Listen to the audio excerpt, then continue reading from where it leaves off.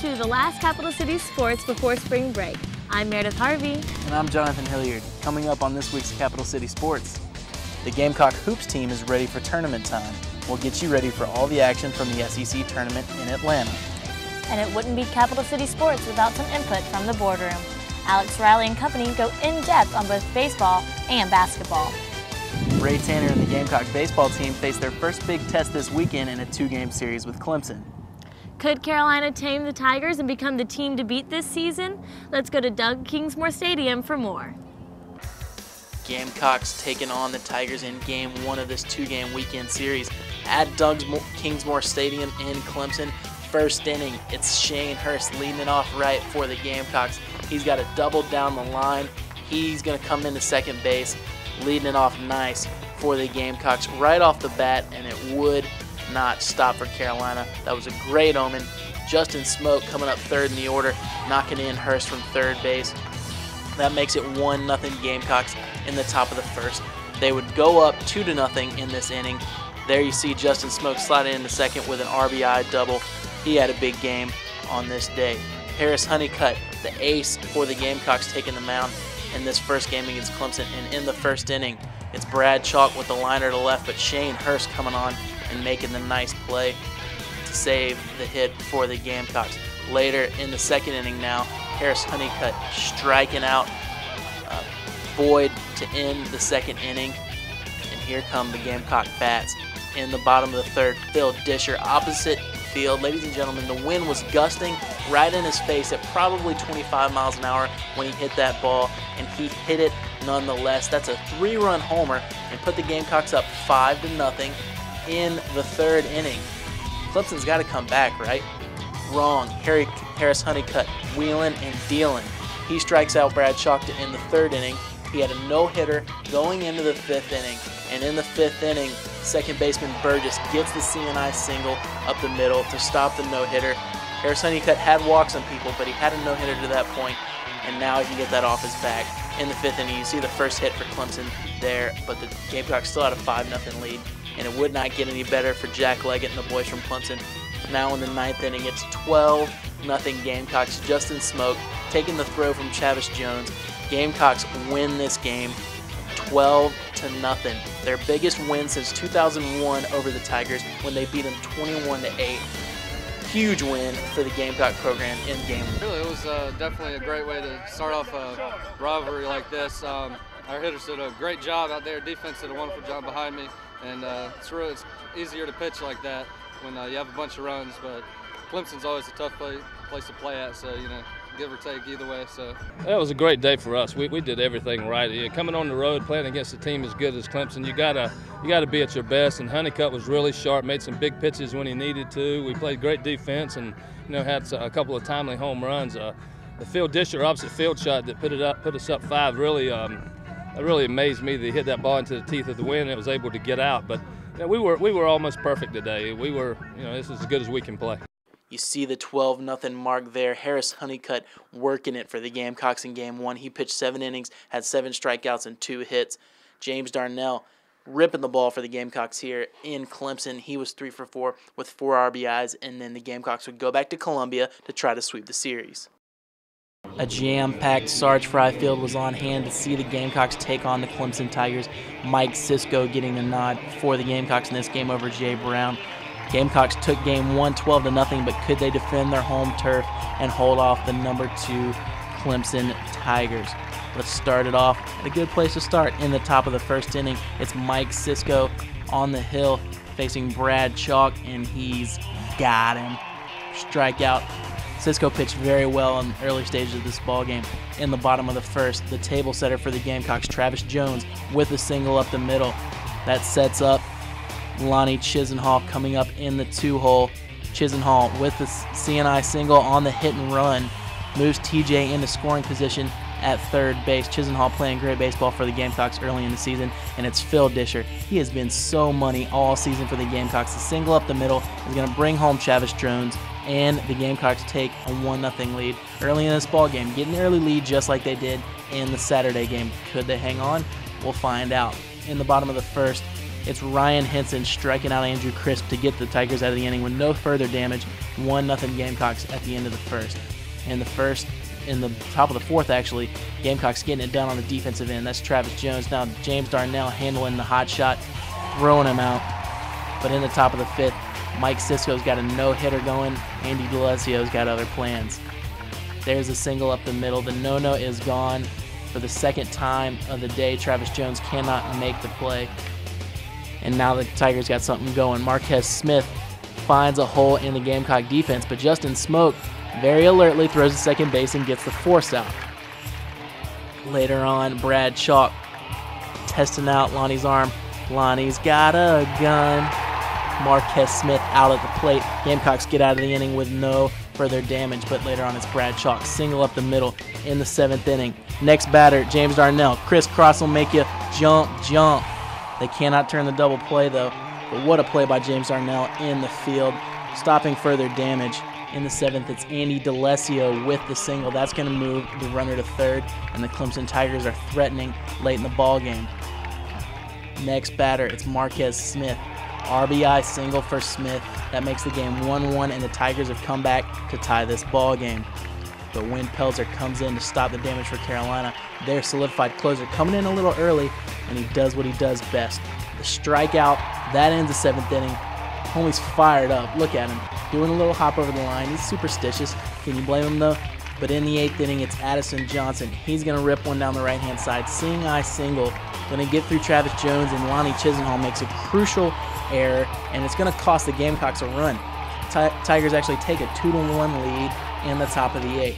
Bottom of the 8th, Gamecocks need something. Chisenhall on first. Justin Smoke just barely sneaks one up through the middle. It's Phil Disher driving one to deep left center field. That's a double off the wall. It's going to score Lonnie Chisenhall and tie the game. But the Tigers got a relay here, and Justin Smoke, not so fast, my friend, thrown out at the plate. Cannot take the lead for the Gamecocks, but they get the job done and tie the game. And in the 9th, it's Trent Klein ripping the ball in the gap. Shortstop can't handle it, and James Darnell comes home, scores the winning run for the Gamecocks. And USC sweeps their rivals Clemson in this weekend series, 2 games to I was actually looking for a fastball, but I got a 3-1 slider over the middle of the plate. I was just looking for something out over the middle of the plate, and he gave it to me. Yeah, we really played well yesterday, and today for the most part too. We were really good at times pitching and some clutch hitting, and it's great to win anytime you play against your arch rival, but especially a weekend like this, and a tribute to Sarge today and his family. It was a great day for us. Gamecocks pull it out 3-2 late in the ballgame. Marquez Smith posting a solid day for Clemson, going 2 of 4 with an RBI, and Phil Disher, the hero of the season so far, going 2 of 4 with 2 RBIs for the Carolina Gamecocks. Hey guys, I'm Jonathan Hilliard filling in for Alex Riley on the Capital City Sports Boardroom today. With me today I've got AJ Bembry, Media Relations Assistant for the Columbia Inferno and writer for the Carolina Reporter down at the Journalism School at USC. To my left I've got Brian Saul, working for Carolina News down at senior semester, and the assistant sports editor of the Daily Gamecock. Guys, today we're going to talk a little baseball. Obviously a big weekend for the Gamecocks. A 2-game sweep over Clemson, 1 at Clemson, 1 at home. Brian, what are your initial thoughts on the series? At first, I didn't think that was happy if we had taken 1 game. The fact that we won the first one at Clemson 12-0 goes to show that our offense really can click in hostile situations. And the second was at our pitching. Cisco and Honeycutt pitched 2 great weekends, and those are 2 quality starters that we're going to need when LSU, Vanderbilt, Tennessee, when they all come and play in South Carolina. Harris Honeycutt now 13-0 as a Gamecock starter. This guy, if you're going to lose Bembry, I mean, he looks pretty solid at this point. He's looking downright unbeatable. I remember last year we went to a couple of guys from the sports department here at the Gamecock. We went to Clemson last year, and Clemson just absolutely smoked us in the middle of the week. And I asked myself, I was like, are we ever going to beat these guys in anything? Beat them in football this year and twice in baseball already. Basketball, you can't really count them. They put up 17-0. They were excellent. And that's their best year in a while. It's our worst in a little bit. Until they got to ACC play. Well, right. And then the wheels fell off the wagon. But at any rate, baseball team's looking great, and beating Clemson, I'll take whenever I can get it. Okay, guys, go ahead, Brian. Interesting note on Honeycutt was I heard after the game that in high school he was actually 16-1. So he's some 28-1 career starter. The guy's a winner, straight up at this point. All right, guys, we talked about the pitching. That was what I was going to touch on first. didn't have to use the middle bullpen. That was kind of the problem in the first week or two of the season. But you pretty much just saw the starters, and then you saw Win Pelzer on Sunday. And the Cardiac Cocks are back, guys. Coming from behind in a lot of games already this season, getting the hits when they need to. Not really the power. You saw the power in the Saturday game, 12-0 obviously, but a 3-2 win on Sunday. And other than that, this season you haven't seen a whole lot of power. Are the guys going to get it done with just some small ball this year, Brian? Well, I think that we're going to start clicking once the season gets in motor going. But I want to see Jason Smoke swinging the bat more. I mean, he's hitting low 200s right now. Disher's really carrying this team. I think it's going to be interesting to see if Smoke's going to turn it around and be the leader of this ball club, or if Disher's going to still have that role as the SEC season starts to kick off. The Saturday game you kind of have to take as an anomaly because the wind was so fierce. There weren't a whole lot of balls that were going to make it out of that park, no matter who hit them. And the fact that we were able to even get home runs, period, was pretty impressive. I mean, we got 30-mile-per-hour gusts. It's going to be pretty difficult to get the ball out of there. But I agree with you in terms of coming back in late in the game. Remember last week going to the game against Directional Michigan, the first game of the doubleheader on Saturday. Disher grand slam walk off. You gotta love it. It makes you proud to be a fan, really. They're playing some exciting baseball early with the dramatic win on Sunday over Clemson, the win last week, the walk-off against Eastern Michigan. Now, guys, you beat the number 2 team in the country 2 games out of 2. One game, you beat them 12-0 in their ballpark, yet you're still the number 3 team in the country the following week. Did the Gamecocks get gypped this week? I wouldn't say we got gypped because Clemson was ranked that high. It just shows that they're overranked, that they don't have that amount of talent as people thought, and it's a good thing for Carolina fans to see that Clemson is overranked and we beat them so much. But I think with our schedule, if we just played the way we played against Clemson, give it time, we'll be ranked number 1 when it counts. I don't think it really matters. I don't think Tanner or anybody else in the clubhouse really care, because at the end of the day, rankings don't mean anything. What does mean anything is getting back to Omaha, getting an opportunity to bring a national title back home to Columbia. It's been a long time coming. And it looks like this really could be the year to do it. I don't think they really care one way or the other about the rankings right now. They care about rankings at the end of the season. You guys make a good point. Rankings in college baseball, who cares? Because they settle on the field. It's not like college football where you have some twisted computer system that's going to decide who's going to play for a national championship. If they're the best team in the country, they'll show it in June. That's it for this portion of the Capital City Sports Boardroom. We'll be back later in the show to talk some basketball. Back to you, Meredith. Later in the show, the Boardroom will preview the SEC basketball tournament in Atlanta. But next, we'll get you caught up on the scene in college basketball. Stay tuned, we'll be right back.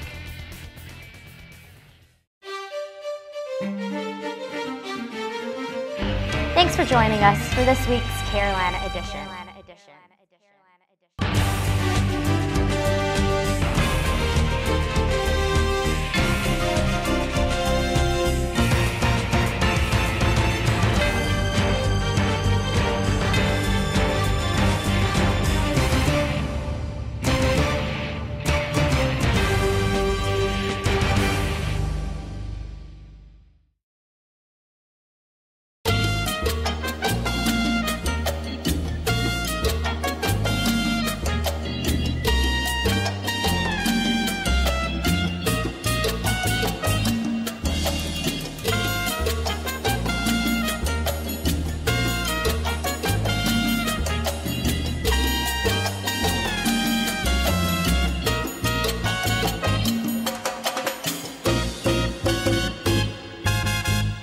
Do you have to go number 1 or number 2?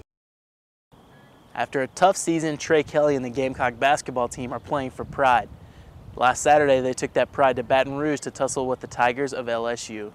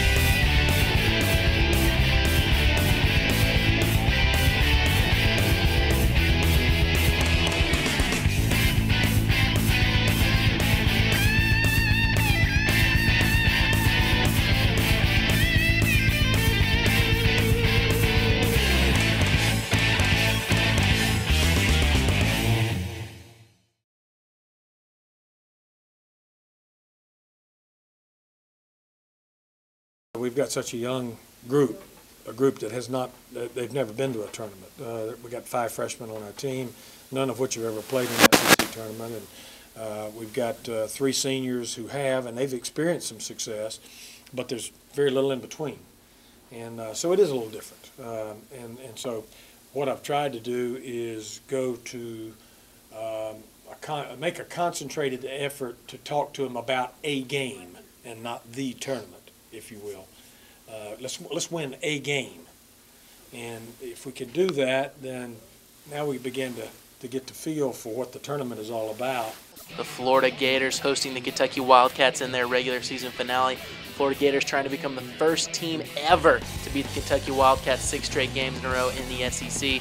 But first half, it's Bobby Perry of the Wildcats knocking down the 2-point jumper. Puts the Wildcats up 6-1 early in the ball game. But back come the Gators. Corey Brewer misses the 3, gets the rebound, gives it down to Joakim Noah, who gets the lucky roll. Gators coming back at 6-3 Wildcats early in the ball game. But back comes Bobby Perry, and back come the Kentucky Wildcats. Next time down the floor, it's Randolph Morris. Perry with a 3, 11-10 Kentucky in this ball game. Bobby Perry was feeling it down in Gainesville. Back come the Gators. Torian Green, he can shoot the rock. He hits the 3, 16-13. Gators cut the lead 2-3. But back come the Wildcats yet again. Ramel Bradley dishing to Bobby Perry. He ain't scared. Hits the 3. Kentucky goes up 32-31. Back come the Gators. Joakim Noah finding the hot shot Lee Humphrey, who is just money from behind the arc. He hits Lee Humphrey, puts the Gators up 38-36. Look at this rebound by Joakim Noah, and watch the big fellow run the floor. He's mobile, agile, hostile. That's redunculous. 47-43 Florida early in the second half. This time it's Walter Hodge from outside. Al Horford gets him the rock. Walter Hodge, he knocks it down. 45-53, Gators take an 8-point lead, biggest of the game until now. Torian Green hitting the 3 from the wing, puts the Gators up 56-45, and now it's Joakim Noah cleaning up the trash. He went off in this game in the second half. That put the Gators up 60-49.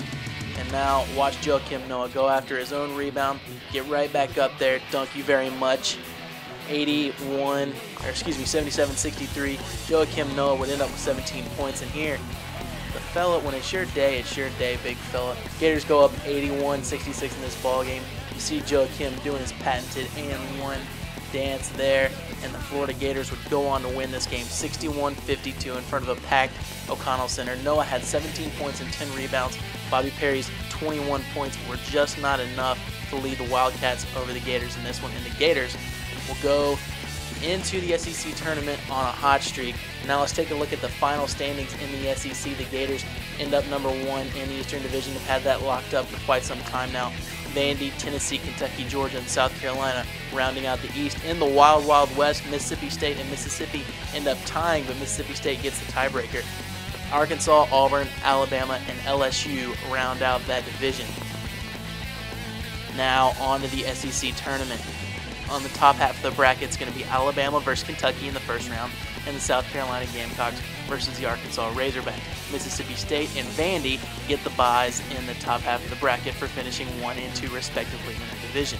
In the bottom half of the bracket, it'll be Georgia, the 5th seed in the East, taking on Auburn, the 4th seed in the West, and LSU battling Tennessee in the bottom of the bracket. Florida and Ole Miss get the byes for becoming 1st and 2nd seeds in their division. In the national top 10, it's Ohio State holding on to that number 1 spot. Kansas, Wisconsin, UCLA, and Memphis round up the top 5. Florida, despite losing 2 out of their last 4 games, still comes in the top 10 at number 6. Texas A&M is at 7. North Carolina, after beating Duke, is at 8. Georgetown at 9. And Nevada, the mid-major Cinderella team, stays at 10. Next on Capital City Sports, we'll go back to the boardroom for more on the SEC basketball tournament and the preparation for the big dance. Don't change that channel. We'll be right back.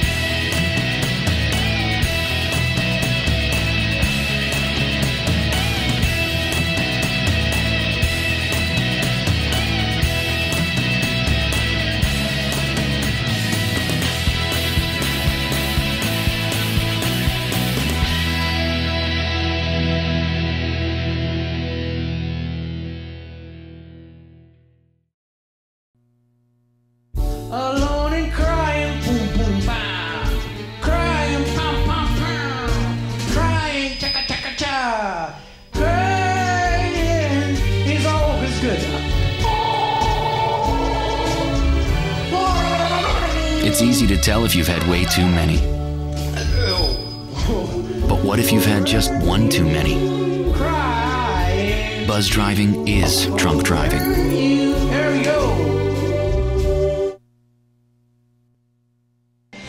Frozen Peas, respected member of our community for years, determined to always do just the right thing, committed to support the growth of our children, and effective at lowering bad cholesterol.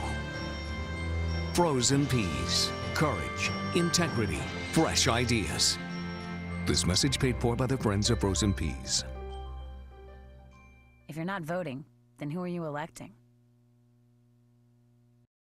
Can the Gamecocks make a run like last season and compete for an SEC championship? For more on their chances, we go back to Alex Riley and the boardroom. Welcome back to the boardroom. I'm Jonathan Hilliard filling in for Alex Riley. We're still here with AJ Bembry and Brian Saul. Guys, let's move it to basketball. The Gamecocks getting ready to take on the rest of the SEC in the SEC tournament. Starting out with Arkansas, which a lot of Gamecock fans would say is a pretty good matchup for them. AJ? Well, they won the game earlier in the season, and you know, not to look too far ahead, but you got to play Arkansas first. You had a little bit of success against them earlier in the year. Then you play Vanderbilt. Just recently, gave them all that they could handle and more here at home. You've got two teams that you match up fairly well against early on. If you can make it past Arkansas to begin with, and being as close as you are to Atlanta, you might have a pretty good, strong home field contingent that might show up. It all depends. I don't know. Right. It's not going to be the House of Blue like it usually is for Kentucky.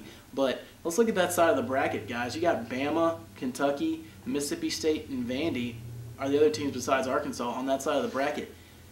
Brian, does this team have it in them to do what they did last year and make a run all the way to semifinals, finals? I mean, I know we don't have the same team as last year, but you see, look, we're just phenomenal when it comes to tournament play. I don't know if that's head coach Dave Odom's philosophy, if he knows how to coach during those, win or lose, win or go home type atmospheres.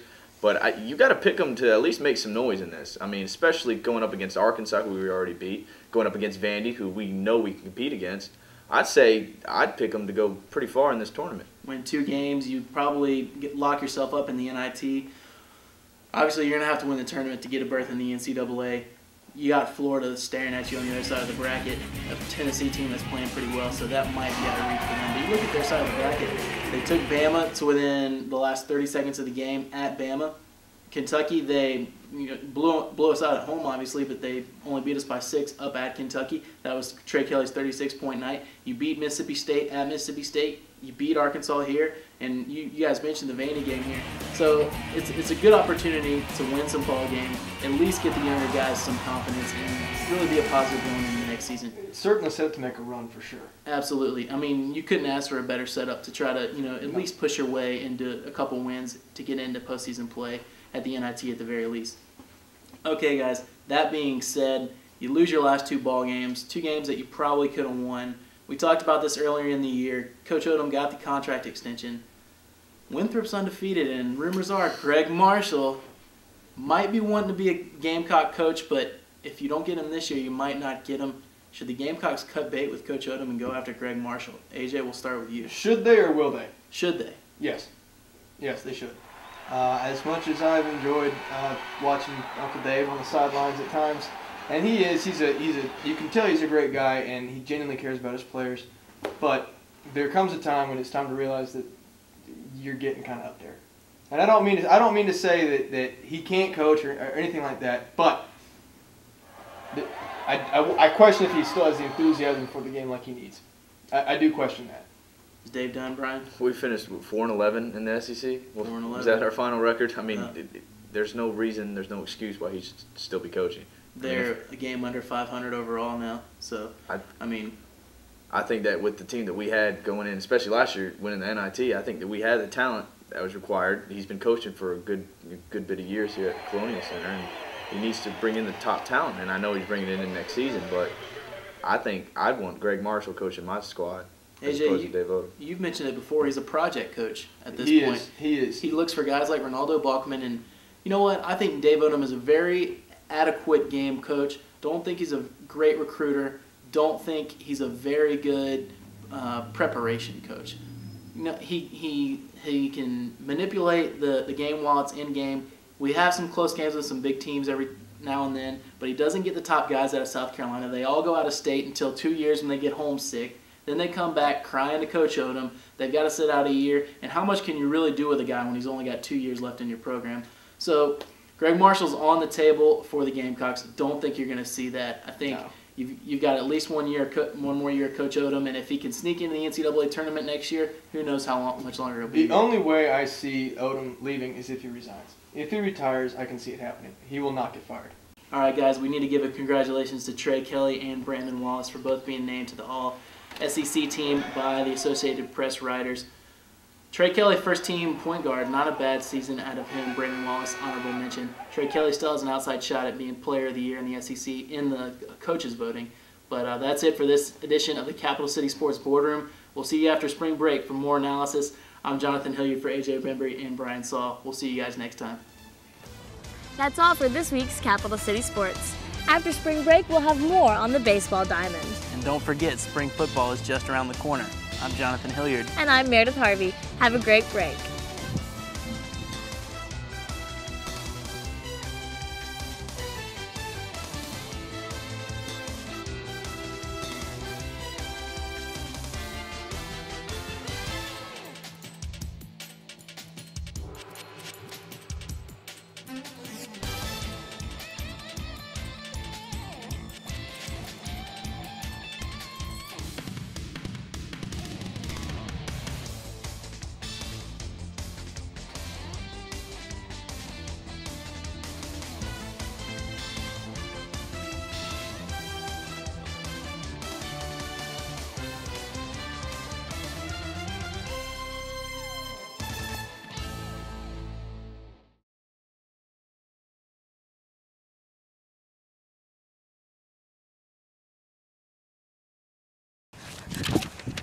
Oh, she came back swinging.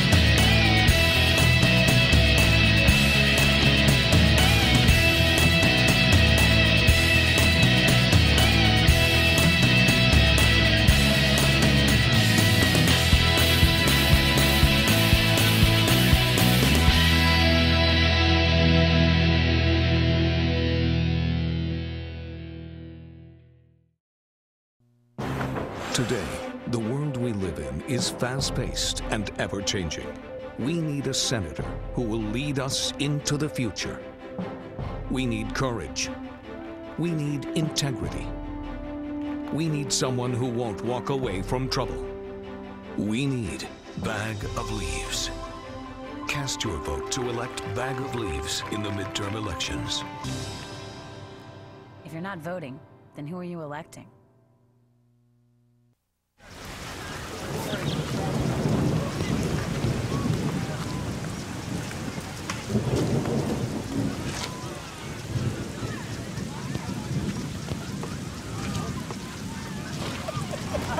It's easy to tell if you've had way too many. But what if you've had just one too many? Buzz driving is drunk driving.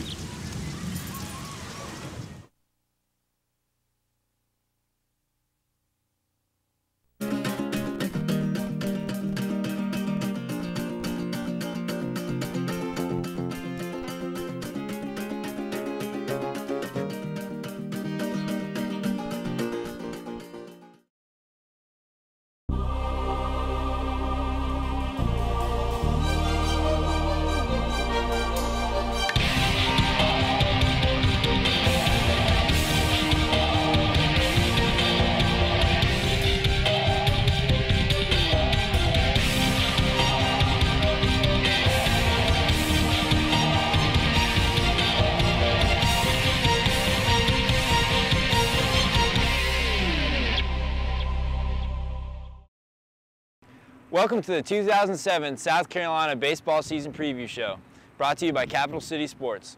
In the next half hour, we'll take a look into the upcoming baseball season and tell you who and what to look out for. There's a certain air around USC's baseball team this season. With a mix of 6 returning starters in the field, a bevy of pitchers, and the nation's top recruiting class, a lot will be expected of the Gamecocks this season. Coach Ray Tanner has been to Omaha 3 times during his stay with the Gamecocks and hopes to make the trip again this season. Well, I think that this team's good enough, talent-wise, but, you know, it's projection, it's potential, and that's something that hasn't happened. So you have to go out and do it between the lines, and, you know, we may fall short of that, but I think the talent level is good enough for good things to happen. But, you know, that's a lot of talking. You got to go play between the lines. Talent is one thing that USC can rely on this season. All SEC members Robbie Grindstaff, Reese Havens, and Win Pelzer joined freshman All-Americans Andrew Crisp and Justin Smoke to form the core of this South Carolina team. Coach Tanner spoke about the growth of his young freshmen coming into this season. Well, I think 2 areas. I think one, the anticipation and anxiety that they might have had, even though it was positive, is behind them, and they're much stronger. They're more physical than they were a year ago. The season they went through, the Cape Cod League, I think they're a little more poised to be successful individually and to help this team. The growth of these young players will be instrumental in the Gamecocks' run through a tough SEC conference. They hope to improve upon their 15-15 record in the SEC last season. You look at the polls, and I guess in one publication there were 12 teams in the top 50 and 10 in the top 30 in another poll. Florida 2 years ago played in the national championship game, and they struggled big time last year. It's a very small distance between the outhouse and the penthouse, and it's tough. It's a great league. The good news is if you can survive the league and get a chance to play at the end of the year, you got a chance because you played good competition throughout. The Gamecocks returned 2 starters from last season, Harris Honeycutt and Mike Cisco. Both pitchers chipped in 7 wins apiece last season and should be joined by left-hand pitcher Eric Hempy by midseason. Hempy started last season on a tear, recording a 2.56 ERA in 7 starts before undergoing Tommy John surgery. Junior Win Pelzer should anchor the bullpen this season. He started 8 games in 2006, but the coaches hope to use him out of the bullpen this season. You'd really like to lead Pelzer in the bullpen, right? I mean, no question, no question. We'd like to have him down there for 3 outs, 4 outs, maybe not more than 6, but he's pretty good in that role, and it's just not the same when you end up having to throw 80, 90, 100 pitches sometimes. It's not the same for anybody, so we'd love to keep him down there. During the 2007 season, the Gamecocks hope to build on the tradition they have established during Coach Ray Tanner's stay. With the trip to the College World Series this season, South Carolina may finally establish themselves as a perennial superpower. A new stadium will usher in the new era of Gamecocks baseball in 2008. Adjacent to the Congaree River, this state-of-the-art facility will be home to Gamecock baseball for years to come.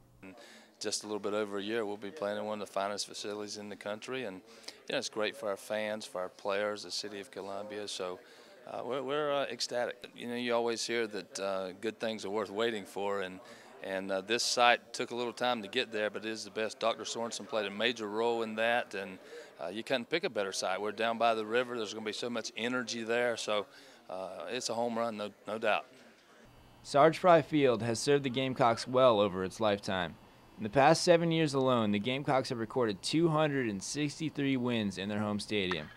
With 30 home wins this season, the Gamecocks give the Sarge a farewell gift with its 750th win. The Sarge was also ranked 6th in attendance last season, averaging approximately 3,800 per game. Up next, we step up to the plate and take a look at the Gamecocks lineup headed into the 2007 season. And later in the show, we break down the guys who will take the hill this coming season. All that and more coming up after the break.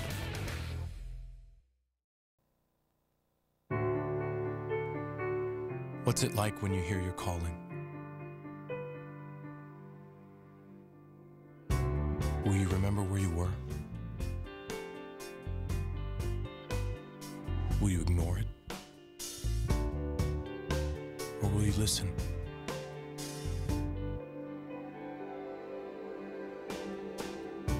What if it calls you to go halfway around the world? to share your skills, to serve people you've never met, to do things you never thought you could. What will you do when you hear your calling?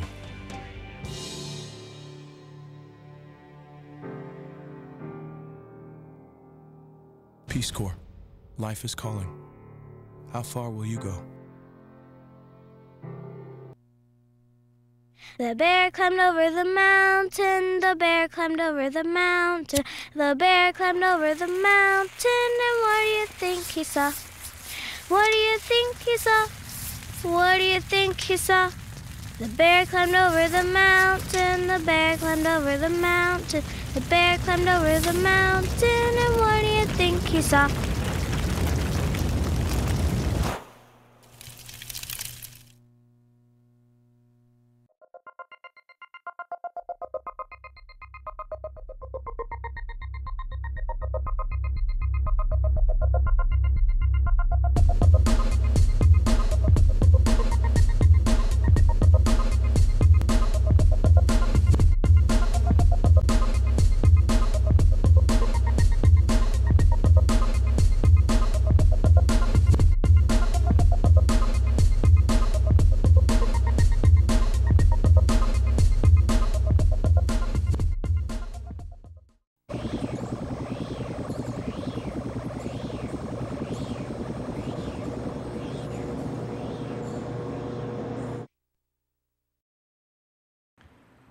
Welcome back to our preview of USC's upcoming baseball season.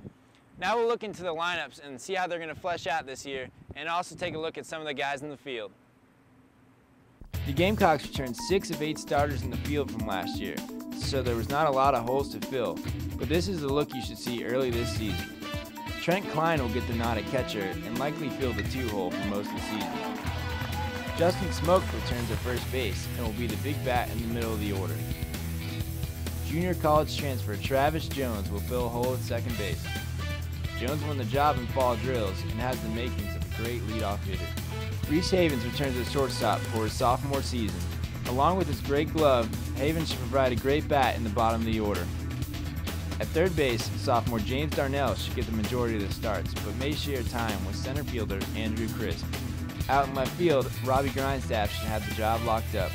He has suffered some injuries in this preseason, but should return to the lineup in the next few weeks.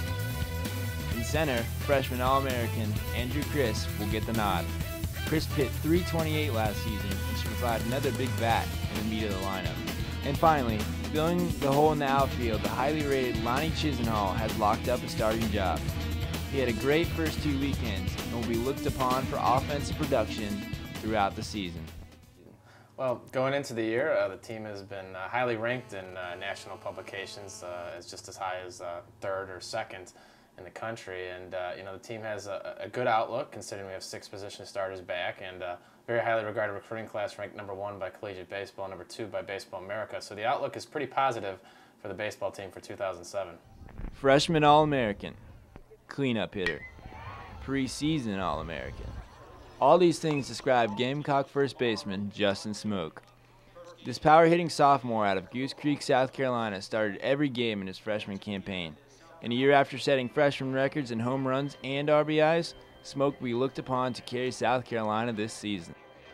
He's one that everyone expects to be a leader on and off the field, and he's really made an impact on the team and in the locker room, and expect great things for him this year. He takes a great approach every day when he's out there at practice or in a game. He's got a very good approach and a good rapport with the team, and I think that will only help as we get along throughout the season, his experience and his value that he has as a member of the team.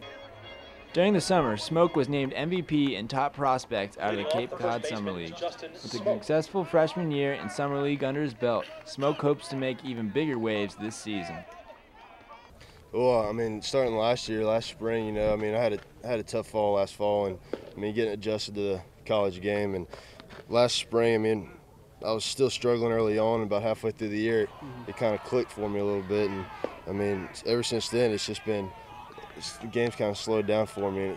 And it's been a lot, not like easier for me, but it just slowed down a lot. And I mean, it's been great. I mean, this summer helped out a lot, and going into this spring, it's gonna be good for us. Who would fill the hole at second base was a big question coming into this season. Junior college transfer Travis Jones gave the Gamecocks the answer. Coming in from Lake City Community College, Jones earned the respect of Coach Ray Tanner during the fall drills.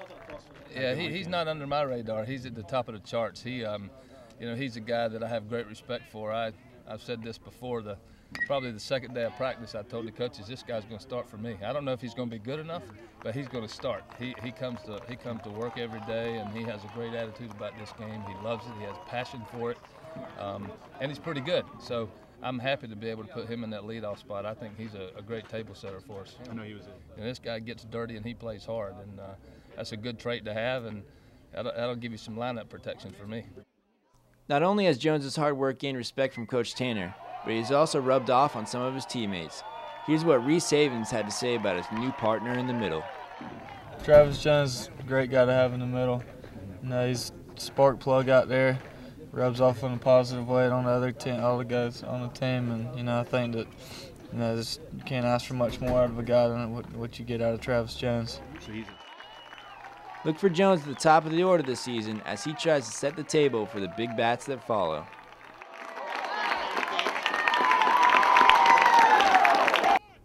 He can play right field, he can hit, and he can even pitch. All of this coming from freshman Lonnie Chisenhall. Selected as the #1 incoming freshman in the country, Chisenhall comes to South Carolina after being selected in the 11th round by the Pittsburgh Pirates. North Carolina's Player of the Year, Chisenhall hit .574 in his senior year in high school and has already batted as high as 3rd in the order this season. Here's what teammate Justin Smoke had to say about him. He's a great hitter. He's a balanced hitter. He can hit the ball to all fields. He basically is a type of hitter. Whatever it's pitched is where he's going to hit it to. And so, he's a great hitter, and he's going to be a great player for us. Chisenhall will be expected to provide a great deal of offensive production for the Gamecocks this season. South Carolina native Reese Havens enters his sophomore season hoping to build on a solid first year. Havens was the cornerstone of a great Gamecocks defense last season, committing only 9 errors. He also had a strong summer playing in the Cape Cod Summer League, earning All-Star honors and also being named the 16th best prospect in the league. As one of the Gamecocks captains this year, Havens will be looked upon for leadership on and off the field. Reese Havens is one of our captains on our team this year, and that shows what respect he has in the locker room from his teammates. And he's just improved defensively since he came into the program last year as a freshman, and it's even better on defensively. Hopefully his bat will continue to get going for us, and we'll be able to provide more power than he did last season. But that year experience will definitely help him as he's going through the whole 56-game regular season schedule and into the postseason. Havens not only garners respect from his teammates, but should draw more attention from opponents this season. With some increased output from his bat, this year's lineup should be one to reckon with.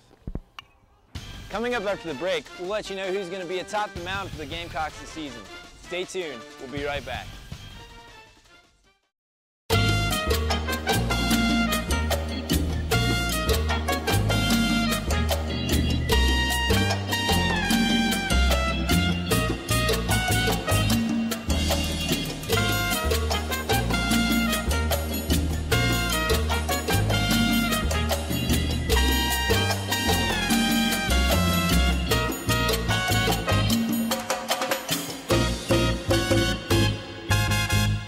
Do you have to go #1 or #2?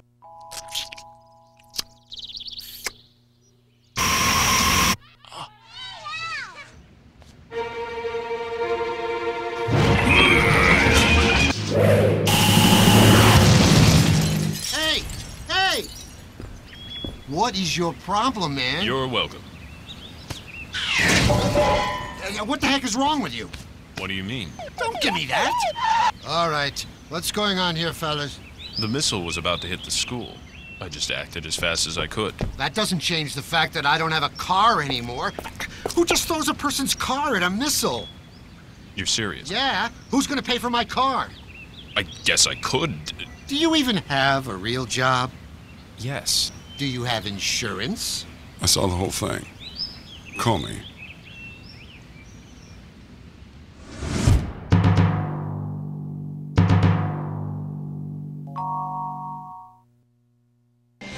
Frozen Peas, respected member of our community for years, determined to always do just the right thing, committed to support the growth of our children, and effective at lowering bad cholesterol. Frozen peas, courage, integrity, fresh ideas. This message paid for by the Friends of Frozen Peas. If you're not voting, then who are you electing? The Gamecocks returned 10 pitchers from last year, and their pitching staff hopes to anchor a deep run into the postseason. Let's send it over to Capital City Sports' own Jonathan Hilliard for more. Pitching has been a problem in recent years for the Gamecocks. Pitching coach Mark Calvey and crew hope to right that ship this season. With a solid core consisting of Harris Honeycutt, Mike Cisco, and Jay Brown, USC's pitching staff should be able to compete alongside the best teams in the nation. Well, the starting rotation this year has a little more experience than it did last year. You know, last year we were having to try to figure some things out with our rotation. This year we have guys back who did pitch in big games last year. Harris Honeycutt, he won regional and super regional games against Virginia and Georgia. Mike Cisco, an SEC all-freshman team guy. A guy who also won a regional game against Evansville. Those guys are back from last year, and they seem like they're ready to go. We have a newcomer in Jay Brown. Jay Brown looks really good in his first weekend at Wilmington. He could be a sleeper on this team and a possible draft pick at the end of the year after his junior season. And, of course, we got the return of Eric Hempy. We can't forget about Hempy. He started last year and was on his way to having a very good high draft possibility with the Major League Draft in June, but then he had Tommy John surgery. We hope to have him back and getting innings going and be really ready for us when we make that stretch run and are trying to win an SEC championship and play for a possible berth into Omaha in the College World Series. Coming out of the bullpen, Will Atwood and Wynn Pelzer should provide a great deal of relief. Also got Pelzer out there in the bullpen, played some of the closer role this weekend. Is that going to be his role this season? Absolutely, as of now. I mean, that's where the coaches like him. That's where he was the most successful on our team, I think, last year, even though he did have a couple good starts for us when our rotation, when Hempy did go down. You know, they have Pelzer right now in as the closer, and he's got the stuff, and he's got the juice, he's got the pitches, and he's got the capability to get guys out at the end of a game to win a game and really shorten it for you. So Pelzer right now definitely in the bullpen. You know, maybe a spot start, I don't know, we'll see, but right now the coaches have him penciled in as the closer. With consistent performances from the pitching staff, the Gamecocks will be poised to make a trip to Omaha this June. The Gamecocks may finally have the ace they've been looking for in junior Harris Honeycutt. Honeycutt established himself as one of the premier pitchers in the SEC during the 2006 campaign. He recorded 6 wins along with a 3.41 ERA. In 2 starts this season, Honeycutt has already posted 2 victories and hopes to continue to build on that total. Taking the mound on most Fridays, Honeycutt will lead the way on weekend series. Not only will he be looked upon to be a statistical leader, but as a captain he will be expected to be a leader in the clubhouse. This year's recruiting class brought in quite a few young pitchers, including the second highest draft pick to choose college over the pros, Nick Fuller. Honeycutt will be expected to take these newcomers under his wing. You know, he's definitely the guy that solidified himself in that Friday slot, but, you know, things can happen, things can change, but right now he's the guy that the coaches and Coach Calvey and Coach Tanner have put in that Friday role as of this season. Coming up next, we'll sit in with the men of the boardroom as they weigh in on their hopes and expectations for next season. Don't go away, we'll be right back.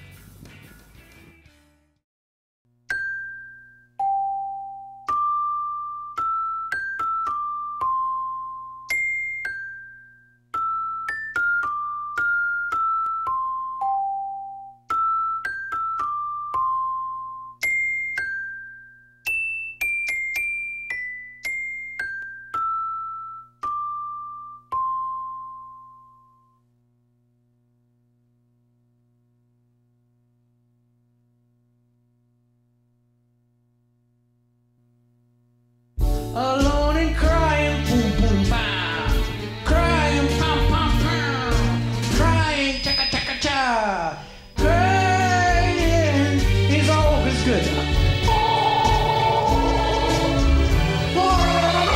It's easy to tell if you've had way too many. But what if you've had just one too many? Buzz driving is drunk driving. Here we go.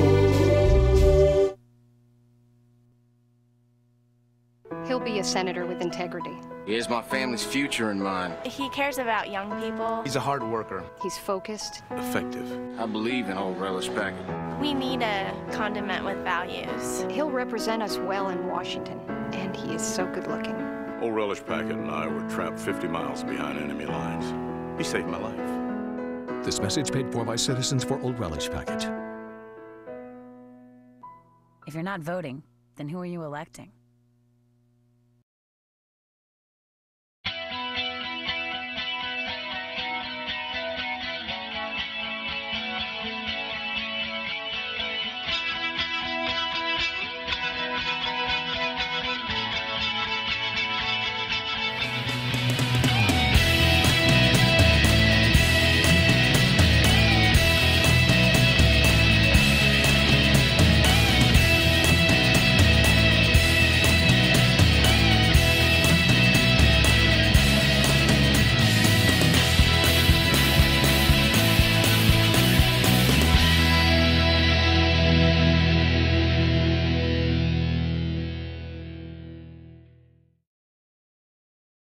Welcome into this special edition of the Boardroom for the 2007 Baseball Preview Show.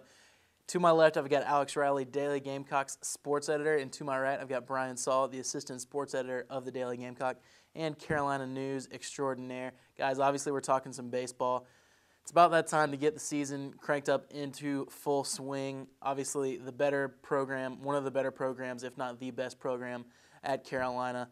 Let's just talk about some hopes and expectations. Obviously, when you go to the World Series 3 years in a row, and now you have a couple down seasons, I say making it to Super Regional and the Regional, you obviously have some big expectations for the team.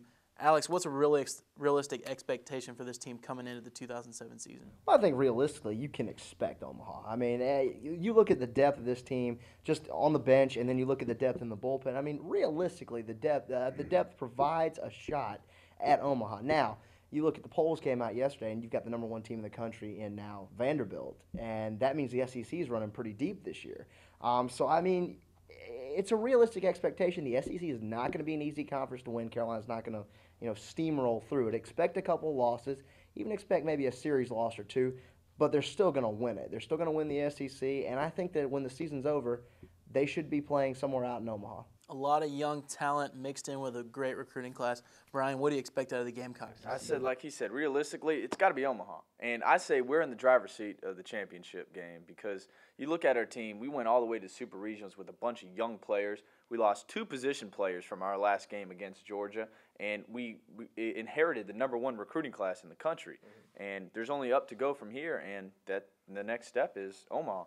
Guys with a 5-1 start, they're obviously off to a pretty good start. Slip up against the Citadel on Sunday a little bit, but the offense has been clicking. The pitching staff, the starting rotation at least, has shown a lot of promise. That was a point of struggle last year.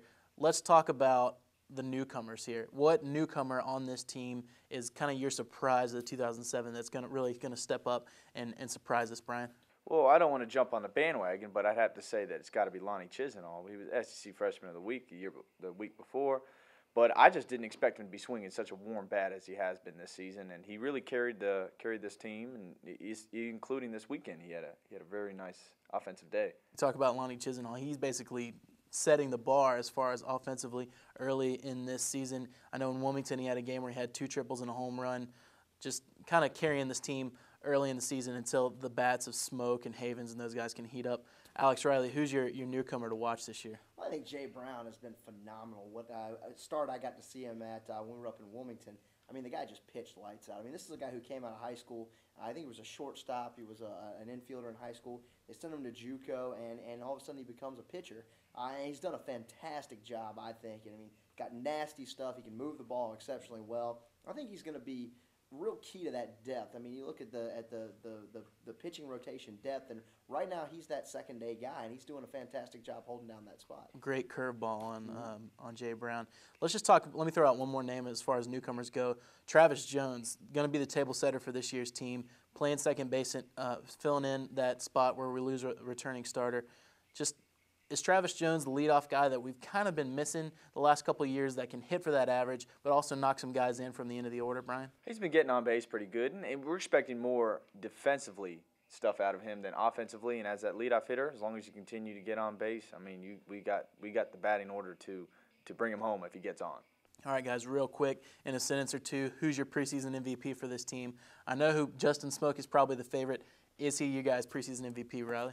Well, I think right now the preseason MVP might be Harris Honeycutt. This guy keeps coming out and gives He's done 2 quality starts thus far. I mean, you know, it's been a while since Carolina's had somebody wearing a jersey on the mound that's been that kind of lockdown guy. I think the last one might have been, you know, David Marchbanks. Ever since then, it's just been kind of by committee. So, I mean, I think Harris Honeycutt's got the potential to be a lockdown pitcher this year and to be the guy that everybody fears on Friday afternoon.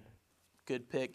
Brian, who's this year's, you know, Steve Pearce? Who's that guy that's really going to put the team on his back and I think carry him? the Justin Smoke, like you said earlier, but I think it also depends on where Eric Hempy sits when he comes back in the rotation in March, and importantly, a catcher position between Disher and Klein. Who's really going to see most of the time, and who's willing to put forth most of the effort? Season looks bright for the Carolina Gamecocks this year. Obviously, going to be a big favorite coming into SEC play and a favorite to go on to Omaha. This has been Capital City Sports' special edition of the Boardroom for the Baseball Preview Show. I'm Jonathan Hilliard for Brian Saul and Alex Riley. We'll see you next time. Thank you for joining us in our first annual baseball season preview show. The Gamecocks have their home opener February 23rd in a 3-game series against Eastern Michigan. Be sure to tune in every Thursday night at 8 on Capital City Sports for extended baseball coverage. I'm Ed Cahill. Thank you for watching.